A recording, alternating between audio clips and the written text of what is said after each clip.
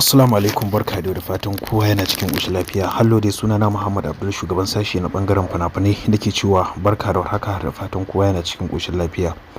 Ina masoyana masu sha'awar kallon fina-finai Indiya Hausa ba su san yadda za su yi ba, kan Bidimet babu, kan Telegram babu, ba ku san yadda za ku yi ba. To lallai nesa ta zo kusa. Ga wanda suke sha'awar su shiga wannan group namu na VIP, za ku iya tuntuɓar mu akan wannan number. Kamar yadda kuka sani, kusan kullum wannan shafin nawa nakan saki duk wasu sabbin fina-finai a cikin wannan shafin nawa, ta yadda dukkan wanda yake son fina-finai zai rika samun su akan kari kuma akan lokaci. Hallo kuma group din mu har yanzu a buɗe yake.